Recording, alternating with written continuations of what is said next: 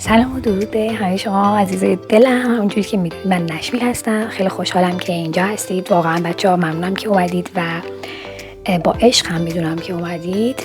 بچه‌ها همونجوری که میدونید خب خیلیاتون درخواست کرده بودن که من از الفبا شروع بکنم. خیلی تعداد اونایی که می‌خواستن من از الفبا شروع بکنم بیشتر از اونایی بود که می‌خواستن که من از همون برنامه‌ریزی که 30 جلسه‌ای که انجام داده بودم شروع بکنم. به خاطر همین من سعی کردم که یه کاری بکنم که دست سیخ بسوزه نه کباب. یعنی الفبا رو هم بگم توی این کانال و بعد بریم سراغ لایوایی که اول تیر شروع میشه. خب بچه‌ها بریم سراغ تلفظ حروف الفبای انگلیسی اول و بعد به ترتیب زبان‌های دیگر رو هم خواهم گذاشت.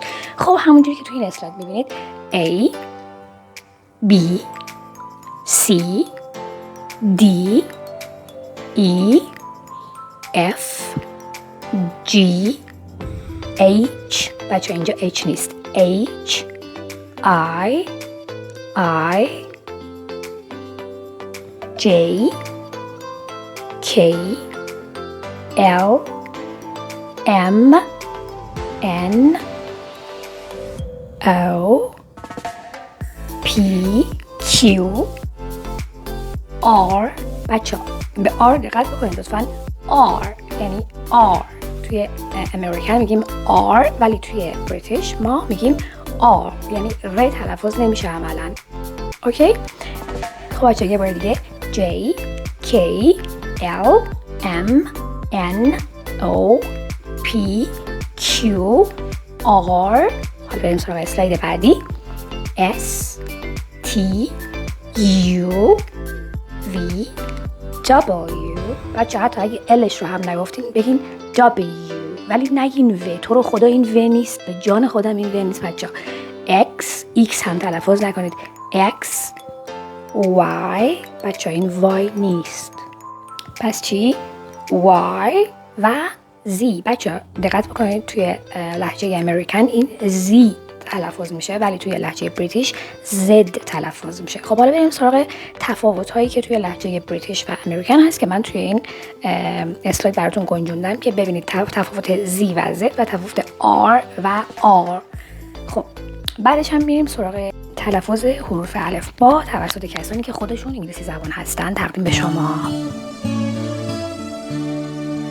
A B C D E F G H I J K L M N O P Q R S T U N V W X Y and Z.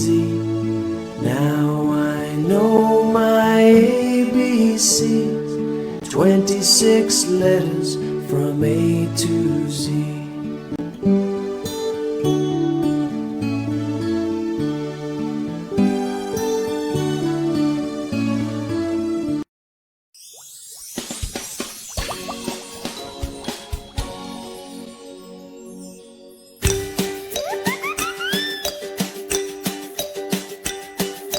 Come on, let's all sing the ABC song. Woo! Yeah! A, B, C, D, E, F, G, H, I, J, K, L, M, N, O, P, Q, R, S, T, U, V, W, X, Y, Z.